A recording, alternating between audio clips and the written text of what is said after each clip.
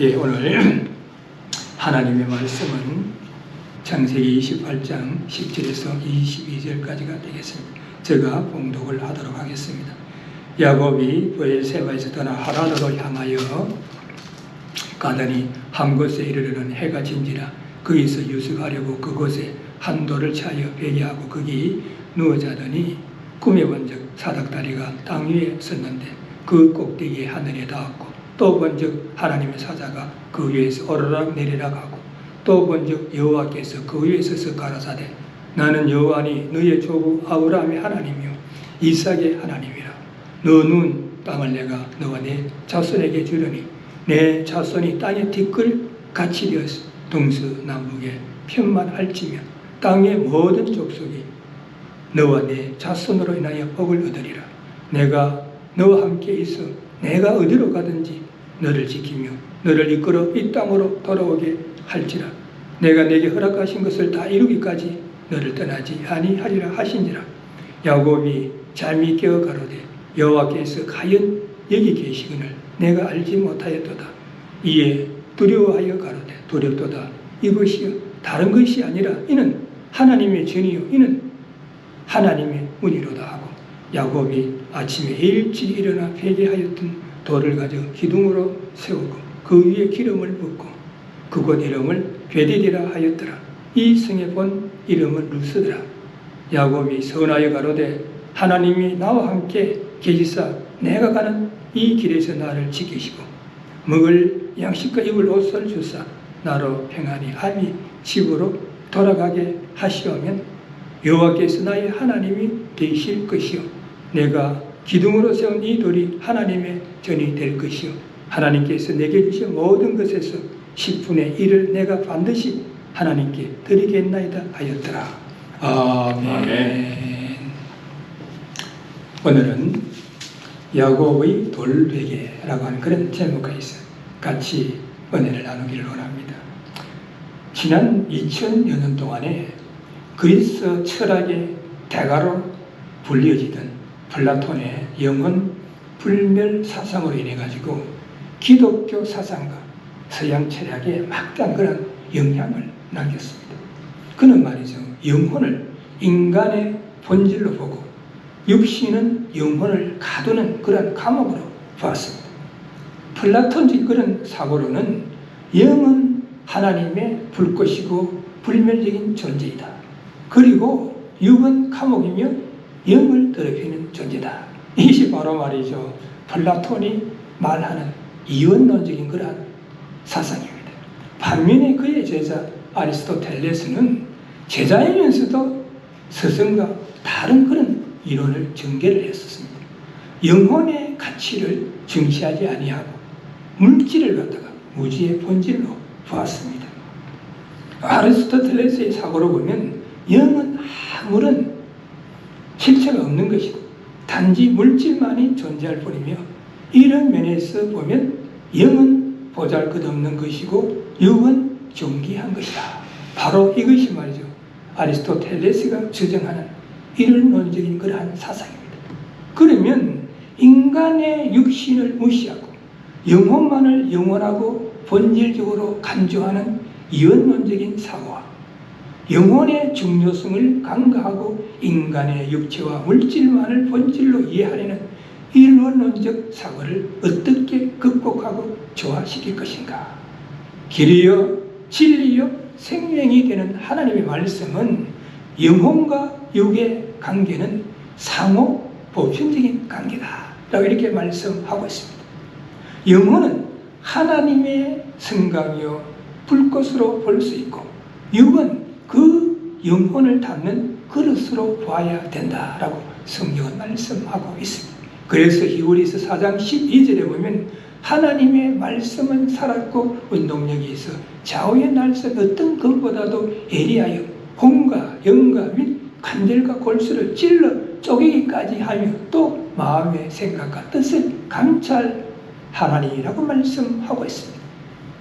그러므로 영과 혼과 육의 관계에서 올바른 믿음의 신앙이라고 하는 것은 단순히 어떤 종교적인 교리나 가르침을 믿는 것을 넘어가지고 하나님과 예수 그리스도에 대한 깊은 신뢰와 확신을 바탕으로 해서 삶의 모든 영역에서 실천하는 것입니다. 그래서 말이죠, 예수님께서 마태복음 7장 21절에서 말씀하기를 나더러 주여 주여 하는 자마다 천국에 다 들어갈 것이 아니오 다만 하늘에 계신 내 아버지의 뜻대로 행하는 자라야 들어가리라 라고 말씀하셨습니다. 이는 말이죠, 성경의 가르침에 순종하고 세상의 유혹과 어려움 속에서도 흔들리지 않는 굳건한 믿음을 유지하며 하나님의 뜻을 살아가는 것을 갖다가 의미하는 것입니다. 그러므로 올바른 믿음의 신앙을 자세히 설명해 보면은 하나님과 예수 그리스도에 대한 신뢰가 우선되어야 하는 것입니다. 올바른 믿음은 하나님과 예수 그리스도를 전적으로 신뢰하고 의지하는 데서 출발을 하는 것입니다. 이는 말이죠, 단순히 지식적으로 아는 것을 넘어가지고 삶의 모든 분야에서 그분들의 말씀과 가르침을 따르고자 하는 진정한 믿음이 필요한 것입니다. 또한 성경의 가르침에 순종하는 것입니다. 올바른 믿음은 성경에 기록된 하나님의 뜻을 깨닫고 삶 속에서 실천하는 것을 포함합니다. 이는 말이죠, 우리가 성경을 읽고 묵상하고 또 연구해가지고 그 가르침을 따라서 그 가르침의 삶의 기준으로 삼고 우리가 바른 신앙생활을 하는 것입니다. 또한 어려움 속에서도 흔들리지 않는 그런 믿음이 필요한 것입니다. 우리 인생에 말이죠, 여정과 신앙생활에는 때때로 시련과 어려움이 따르고 또 올바른 믿음은 어떠한 역경과 한난 속에서도 흔들리지 아니하고 더욱 굳건해지는 것입니다. 이는 고난 속에서 하나님의 뜻을 발견하고 그분의 계획하심을 신뢰하는 믿음, 하나님의 뜻을 따라가는 그러한 삶과 신앙생활을 말하는 것입니다. 그러므로 올바른 믿음의 신앙이라고 하는 것은 삶의 모든 영역에서 하나님의 뜻을 구하고 그 뜻에 따라 살아가는 삶을 지향하는 것입니다. 이는 말이죠, 개인적인 욕심이나 세속적인 그런 가치관에 휩쓸리지 아니하고 하나님의 영광을 위해서 살아가는 것을 말씀하는 것입니다. 그러나 오늘 본문 속에 야곱은 이러한 수준에 이르지 못했다라고 볼 수가 있습니다. 왜냐하면 하나님의 주권적인 선택으로 인해 가지고 창세기 25장 23절에서 큰 자가 어린 자를 섬기리라라고 예언의 말씀을 하셨지만 그는 하나님의 때를 기다리지 아니하고 창세기 25장에 보면 팥죽 한 그릇으로 형 에서의 장자의 명분을 갖다가 교모히 교활하게 빼앗았습니다. 후에는 어머니 리브가의 계략에 따라가지고 연로하신 부친 이삭을 속이고 장자의 축복 기도를 받았습니다. 그래서 이 모든 일들이 하나님의 거룩하신 뜻과 축복 가운데서 순수하게 되어진 것이 아니라 부모의 편애, 공모, 속임수 등 온갖 인간의 허물이 뒤섞이고 금모술수와 계략으로 성취되었기 때문에 오늘 본문을 시작으로 해서 야곱의 인생에 큰 어려움과 시련이 닥치고 있음을 우리는 알 수가 있습니다. 그러므로 오늘 본문에서는 야곱이 정든 가족을 떠나서 도피 중에 꿈에서 본 이삭과 계시와 하나님의 언약에 대한 서원 기도에 대해서 말씀하고 있습니다. 그래서 오늘 본문의 첫 번째 파트인 10절에서 15절에 보면 야곱이 도피 중 꿈에서 본 이삭과 계시에 대해서 말씀을 하면서 10절에서 11절에 보면 야곱의 도피에 대해서 말씀하고 있습니다. 10절에 보니까 야곱이 브엘세바에서 떠나 하란으로 향하여 가더니라고 말씀하고 있습니다. 본절에서 말이죠, 중요한 것은 야곱이 왜 가족을 떠나서 하란으로 도피를 가야만 했는가 하는 것입니다. 창세기 25장 31절에서 34절에 보면 형 에서가 말이죠, 사냥을 갔다가 아무것도 잡지 못하고 심히 곤비하고 허기진 상태로 집에 돌아왔는데 동생 야곱이 팥죽을 끓이고 있었어요. 너무 허기진 상태이기 때문에 팥죽을 먹게 해달라고 했을 때 야곱이 형 에서에게 조건을 내걸면서 이야기를 했어요. 형의 장자의 명분을 오늘날 내게 팔라. 형이 말이죠, 배고파하면 사냥을 갔다가 아무것도 잡지 못하고 흙이 진 채로 돌아왔으면 형에게 팥죽을 대접하는 것이 동생의 도리 있는데도 비열하고 교활하게 장자의 명분을 내게 팔라라고 이렇게 이야기를 하고 했었습니다. 이는 말이죠, 평상시에도 기회만 되면 형의 장자의 명분을 빼앗아야 되겠다라고 생각을 했기 때문에 이런 말이 나오게 됐다라고 우리는 볼 수가 있었습니다. 또한 오늘 내게 맹세하라라고 해요. 오늘 내게 맹세하라는 이 말은 팥죽을 먹기 전에 장자의 명분을 내게 넘겼다라고 말을 하고 팥죽을 먹으라라고 이렇게 이야기한 거예요. 그래서 에서가 말이죠, 배가 고프니까 할 수 없이 팥죽 한 그릇에 장자의 명분을 동생에게 팔게 되는 어처구니 없는 그런 일이 벌어졌습니다. 창세기 27장에 보면 이삭이 말이죠, 나이가 많았어. 사람들이 뭐 나이가 많으면 시력이 감소하잖아요. 근데 얼마나 잘 안 보이든지 큰아들 에스도 구별하지 못하고 큰아들 말이지 야곱도 구별하지 못하도록 앞이 보이지 않는 거예요. 그래서 어느 날 이삭이 큰아들 에스에게 너가 사냥을 가서 들짐승을 잡아와서 내가 좋아하는 요리를 만들어주면 내가 그것을 먹고 죽기 전에 내가 마음껏 너에게 축복의 기도를 하게 해라 라고 이렇게 했어요. 그랬더니 아들 이삭이 말이죠, 아버지의 말을 따라서 사냥을 나갔습니다. 그때 말이죠, 아들 이삭에게 하는 말을 갖다가 리브가가 듣고, 이 리브가는 큰아들 에서보다는 둘째 아들 갖다가 야곱을 더 좋아하기 때문에 야곱에게 말이죠, 염소 새끼를 가져오게 해가지고 별미를 만들고 맏아들 에스의 좋은 의복을 채가지고 작은 아들 말이죠, 야곱에게 입히고 염소 새끼 가죽으로 야곱의 손과 목에 매끌매끌하게 털을 붙인 거예요. 왜냐하면 야곱에는 털이 없잖아요. 그런데 이제 에서는 말이 털이 부슬부슬하게 나 있으니까 일부러 그렇게 만들기 해가지고 새끼 염소 털을 이렇게 붙였다는 거예요. 그 별미를 만들어가지고 아들 야곱에게 이걸 가지고 아버지에게 가져가라. 그러니까 이제 야곱이 말이죠, 아버지 이삭이 가져가서 별미를 잡수라라고 이야기를 하니까 아버지가 보니까 너무 빨리 잡은 거예요. 두레만에 사냥을 나가면 시간이 좀 걸릴 텐데 별미를 너무 빨리 만들어 오니까 아버지가 아들아 어떻게 이렇게 속히 잡았느냐 이상하다 싶어가지고 물어보는 거예요. 그래서 이삭이 하기를 목소리는 야곱의 목소리인데 자 손을 한번 보자 라고 손을 갖다가 만져보니까 염소 새끼 털로 말이 묻지 않으니까 두실두실하니까 또 손은 이삭의 손이다 라고 이래가지고 능히 분별치 못하고 별미를 먹고 축복 기도를 했다라고 성경은 말씀하고 있습니다. 이삭이 말이죠, 분별하지 못하고 아들 야곱에게 축복 기도를 하고 야곱이 이제 나가고 나니까 큰아들 이삭이 말이죠, 들짐승을 잡아와 가지고 말이죠, 그리고 변위를 만들고 아버지에게 다 가지고 왔습니다. 그런데 이삭이 말이죠, 힘이 떨면서 에서에게 물었다는 거예요. 방금 사냥한 고기를 내게 가져온 자가 누구냐? 너 오기 전에 내가 다 먹고 그를 위하여 축복하였은지 그가 정녕 복을 받을 것이다. 이렇게 이야기를 해요. 그랬더니 에스가 말이죠, 아버지의 말을 듣고 방성되고 하면서 내 아버지여 내게 축복하셨어요. 내게 축복하셨어요. 장자의 축복 기도를 갖다가 말이죠, 큰아들이 받아야 되는데 동생이 말이죠, 축복 기도를 받아갔기 때문에 아버지에게 이렇게 이야기를 했다. 그랬더니 에스가 동생에 대한 분노와 적개심이 생겨.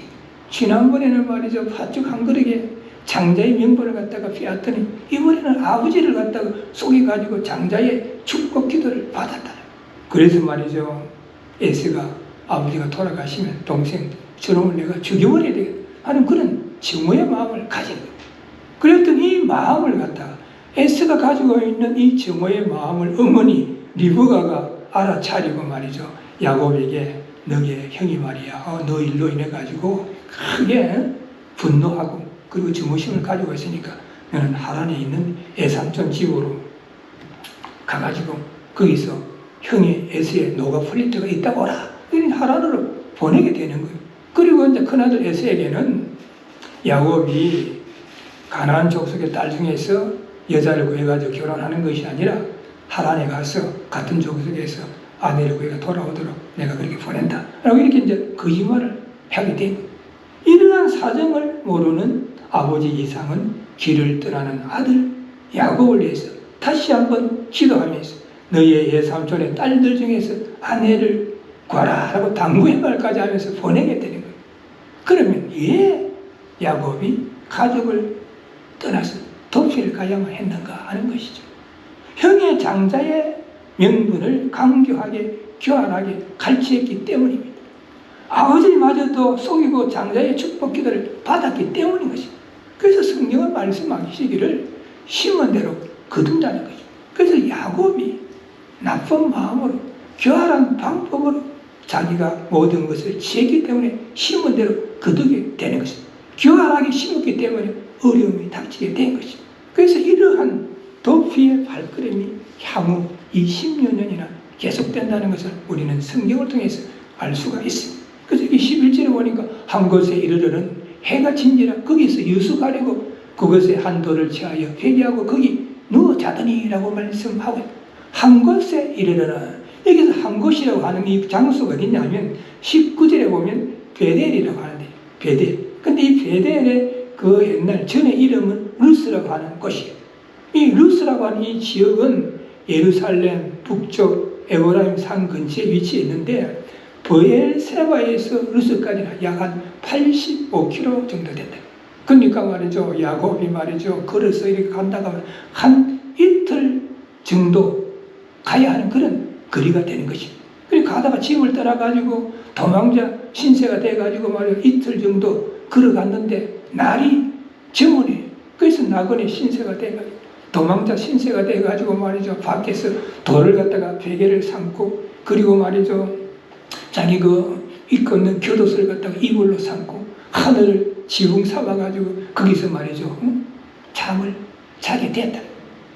이것이 교활하게 형을 속이고 아버지를 속인 그 대가를 갖다가 치르고 있는 것이다 라고 볼 수가 있습니다. 근데 거기서 잠을 자다가 그는 하나님을 만나게 되고 하나님의 계시와 언약을 듣게 된다라고 12절에서 15절에 말씀하고 있습니다. 여기 15절 2절에 보니까 꿈에 본적 사닥다리가 땅 위에 섰는데 그 꼭대기가 하늘에 닿고 또 본적 하나님의 사자가 그 위에 오르락 내리락 하고 꿈에 본적 구약시대 때 말이죠. 꿈은 하나님께서 하나님의 뜻을 계시하는 수단으로 사용이 됐습니다. 하나님께서는 꿈을 통해서도 하나님의 뜻을 전달했다.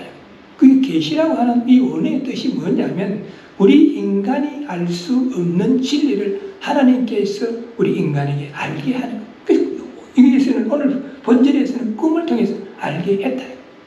사닥다리가 땅 위에 섰는데 그 꼭대기가 하늘에 닿았고 야곱이 유숙하는 밤에 하늘에 계신 언약의 하나님께서 땅에 있는 언약의 후사 야곱에게 사닥다리 형상을 통해서 나타나셨고 계시를 하셨다는 것을 이야기하고 있습니다.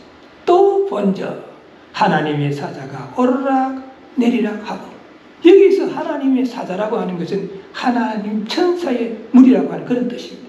그런데 천사들이 사닥다리를 오르락 내리락 했다고 하는 것은 곧 인간에 강구하는 것을 하나님께 가져가는 역할을 하고 또 하나님의 은총을 인간에게 가져다 주는 그런 고유의 역할을 했다라고 우리는 볼 수가 있습니다. 13절에 보니까 또 본적 여호와께서 그 위에 서서 가라사대 나는 여호와니 너의 조부 아브라함의 하나님이요 이삭의 하나님이라 너 누운 땅을 내가 너와 내 자손에게 주리니. 본서의 저자는 이 사건에 특별한 그런 의미를 부여해가지고 그 중요성을 강조하기 위해 본적 표현을 세 번에 걸쳐서 표현하고 있다는 것입니다.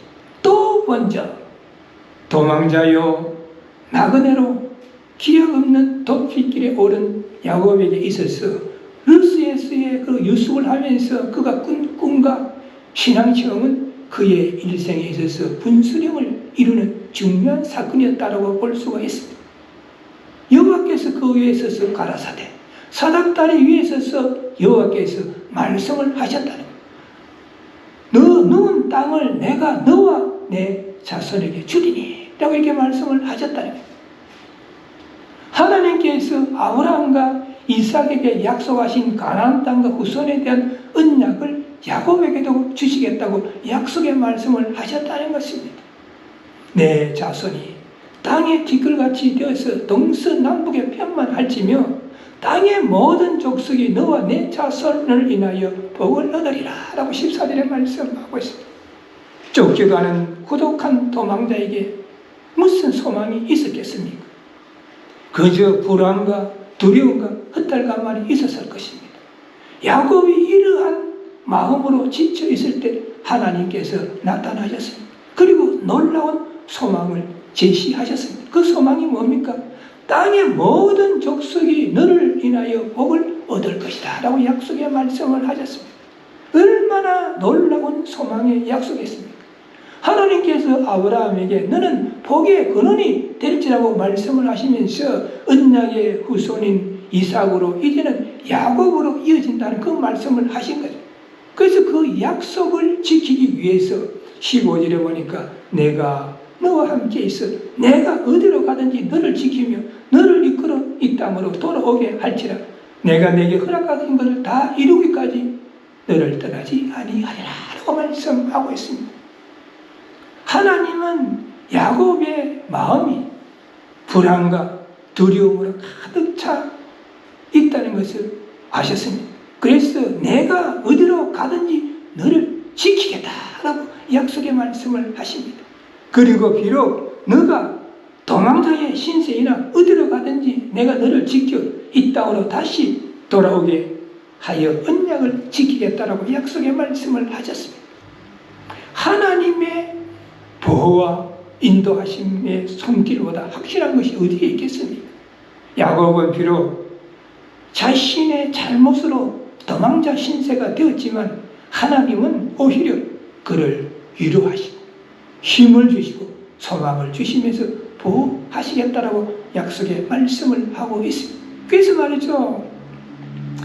야곱은 꿈에서 하나님의 그 약속의 말씀을 듣고 나서 오늘 본문의 두 번째 파트인 16절에서 19절에 보면 야곱이 도시 중에 꿈에서 만난 하나님이 어떤 하나님인가에 대해서 말씀하고 있습니다. 야곱이 도시 중에 꿈에서 만난 하나님이 어떤 하나님인가? 첫째는 어디에나 편지하시는 하나님이시다라고 16절에서 17절에 말씀하고 있습니다. 여기 16절에 보니까 야곱이 잠이 깨어 가로되 여호와께서 과연 여기 계시거늘 내가 알지 못하였도다. 본질에서 아주 중요한 고백을 합니다. 이 말은 여호와 하나님께서는 특정하게 구별된 거룩한 장소 위에도 자신을 계시한다는 사실을 비로소 깨달아 알았다는 것입니다. 즉 하나님은 특별히 구별된 거룩한 장소에만 계시는 분이 아니라 어디에나 계시면서 계시하시는 편지하신 하나님을 알았다. 그러니까 쉽게 이야기하면 하나님이 말이죠. 우리가 교회에서 예배 드릴 때 이 자리에만 계시는 것이 아니라 우리가 기도하러 갈 때 기도원에만 계시는 하나님이 아니라 우리가 예배를 드리고 집에 가도 거기 함께 계시는 편지하시는 하나님, 우리가 삶의 현장에 일을 하러 갔을 때도 거기도 함께 하시는 편지하시는 하나님이심을 야곱이 깨달아 알았다는 것입니다. 그래서 그는 17절에서 고백합니다. 이에 두려워하여 가로되 두렵도다. 이것이요 다른 것이 아니라 이는 하나님의 전이요 이는 하나님의 문이로다. 두렵도다 라고 야곱이 고백합니다. 여호와 하나님은 어디에서든지 언약 백성에게 계시하신다는 사실을 새롭게 깨달은 후에 하나님의 임재 사실과 하나님의 위대성에 대한 경외감으로 인해서 두려워하는 거룩한 경외함을 갖게 되었다는 것입니다. 어디에나 계시는 편지하신 하나님을 깨닫고 난 후에 두려움을 갖게 되었다. 지난날 말이죠. 자신이 형 에서에게 팥죽 한 그릇을 장자의 명분을 팔아라고 했을 때 그 자리에 함께 하신 하나님, 아버지 이삭을 속이고 장자의 축복 기도를 받았을 때 그 자리에서 함께 보고 계시고 함께 듣고 계셨던 편지하신 하나님을 생각할 때 두렵다 라고 말씀하고 있습니다.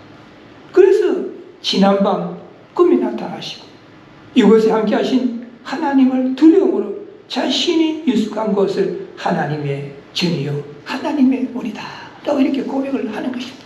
그리고 또한 자신이 만난 하나님을 하나님의 집으로 표현하고 있습니다. 18절에서 19절에 보니까 야곱이 아침에 일찍 일어나 베개하였던 돌을 가져 기둥으로 채우고 그 위에 기름을 붓고 그곳 이름을 베델이라 하였더라. 이 성의 본 이름을 르스더라 라고 말씀하고 있습니다. 야곱이 꿈에서 하나님을 만나고 하나님의 계시를 받고 하나님이 어디에나 계시는 편지하신 하나님이심을 깨닫고 난 후 다음날 아침에 일찍이 일어나서 자신이 베개로 사용한 돌을 가져 기둥으로 세우고 기름을 부었다라고 하는 것은 어떤 사건을 기념하기 위해서 세우는 기념비를 말합니다. 여기서 말이죠. 야곱이 베개하였던 돌을 기둥으로 세운 것은 하나님을 만났다는 사실과 하나님께로부터 받은 언약을 기념하기 위해서였다라고 우리는 볼 수가 있습니다. 그리고 그곳 이름을 베델이라고 했다는 것. 베델이라고 하는 이 이름은 하나님의 집이다. 그래서 교회 이름 중에 베델 교회가 많잖아요. 하나님의 집이다 하는 그런 뜻을 가지고 있습니다. 그 성읍의 본래 이름은 루스라는 거예요. 근데 현재의 이름은 베이틴으로 불려지고 있다는 거예요. 그래서 그는 유숙 중에 꿈에서 만난 편지하신 하나님, 자신에게 계시를 통해 언약을 주신 하나님을 기념하기 위해 가지고 자신이 돌베개로 기둥을 세우고 그것을 하나님의 집이라고 했습니다. 그리고 나서 그는 하나님 앞에 서원 기도를 20절에서 22절에 드립니다. 그러한 하나님을 만나고 난 후에 어떤 서원 기도를 했는가? 첫째는 하나님의 인도하심과 보호에 대한 그런 서원 기도를 20절에서 21절에 드리고 있습니다. 야곱이 서원하여 가로되 하나님이 나와 함께 계사 내가 가는 이 길에서 나를 지키시고 먹을 양식과 입을 옷을 주사 나로 평안히 아비 집으로 돌아가게 하시오면 여호와께서 나의 하나님이 되실 것이야 라고 이야기를 합니다. 야곱이 서원하여 가로되, 여기 서원이라고 하는 것은 히브리 언어의 뜻은 뭐냐면 자신의 입술을 통해서 하나님께 자신을 바치는 행위다 라고 하는 것이 서원의 뜻입니다. 쉽게 이야기하면 우리가 말해 아주 어려운 일이 닥쳤어요. 그래서 이 어려운 일을 하나님 앞에 기도해서 하나님 이 문제를 하나님께서 해결해 주신다면, 하나님께서 나의 기도를 들으시고 응답해 주신다면 나는 이렇게 하겠습니다 라고 하기 서운해요. 이 기도를 들으시고 응답해 주신다면 나는 바쁘지만은 주님의 몸된 교회를 위해서 어떻게 헌신하겠습니다 라고 한다든지, 이 기도를 들으시고 응답해 주신다면 저는 좀 더 전도와 선교에 열심을 내겠습니다 라고 한다든지, 이 기도를 들으시고 응답해 주시면 저는 이것을 하나님께 바치겠습니다 라고 하는 그 기도, 서원 기도입니다. 그래서 서원 기도는 아주 중요해요. 사사기서 11장 30절에서 35절에 보면 입다의 서원 기도가 나옵니다. 입다가 말이죠, 암몬과의 전쟁에 나가는데 아주 중요한 전쟁이에요. 꼭 승리해야 해요. 그래서 말이죠, 입다가 전쟁에 나가면서 하나님 앞에 서원하여 기도하기를 자신이 승리를 해가게 해주신다면 내가 승리를 하고 돌아올 때 내 집에서 누가 처음으로 나를 맞으러 나오면 나를 처음으로 맞으러 나오는 사람을 하나님 앞에 번제로 드리겠습니다 이렇게 서원 기도를 한 거예요. 나는 이 본절을 읽으면서 이해가 되지 않아요. 왜? 전쟁에서 승리하고 돌아오면 자신의 아내나 자신의 말이죠, 뭐 딸이나 누가 가족이 나올 거잖아요. 근데 자신을 맞으러 나오는 첫 번째 사람을 번제로 드려 서원 기도. 그래서 서원 기도를 하고 암몬과의 전쟁에서 승리를 했었어요. 승리해가지고 말이죠, 기쁜 마음으로 딱 돌아오는데 문안 동료 딸이 말이죠, 소고를 잡고 춤을 추면서 나와서 아버지를 영접하는 거예요. 그래서 사사기 11장 35절에 보면 있다가 이를 보고 자기 옷을 찢으며 가로되 슬프도다 내 딸이여, 너는 나를 참담케 하는 자여, 너는 나를 괴롭게 하는 자 중에 하나이다. 나를 맞으러 나오는 첫 번째 사람을 번제로 드리기로 했는데 딸이 말이죠, 소고를 잡고 아버지가 승리해서 온다니까 춤을 추고 아버지를, 너는 나를 참담케 하는 자다, 너는 나를 괴롭게 하는 자다. 자신의 가슴을 치면서 슬픔을 표현하는 거예요. 그건 어떻게 하겠어요? 하나님 앞에 뭐라고 이야기합니까? 내가 여호와를 향하여 입을 열었으니 능히 돌이키지 못하리라. 여호와 하나님 앞에 서원 기도를 했으니 내가 어떻게 돌이킬 수 있느냐. 그러므로 서원 기도는 함부로 해서는 안 되는, 필요한 경우에 서원 기도를 해야 하고, 그리고 그 기도에 응답을 받았다라고 지켜야 하는 것입니다. 본절에서 야곱은 하나님의 인도하심과 보호하심에 대한 감사와 헌신의 표시로 서원을 하고 있습니다. 이렇게 해주시면 하나님께서 나의 하나님이 되실 것이고, 그러고 나서 하나님의 전에 대한 서원 기도를 22절에 쌉니다. 내가 기둥으로 세운 이 돌이 하나님의 전이 될 것이요 하나님께서 내게 주신 모든 것에서 10분의 1을 내가 반드시 하나님께 드리겠나이다 하였더라. 본절의 서원의 내용은 야곱이 도망자 신세가 되어가지고 유숙을 할 때 꿈에 나타나셔서 계시를 통해 언약을 주신 장소를 기념하기 위해서 돌기둥을 세운 그곳에 제단을 쌓아가지고 하나님을 경배하는 장소, 하나님의 전으로 삼겠다라고 했었습니다.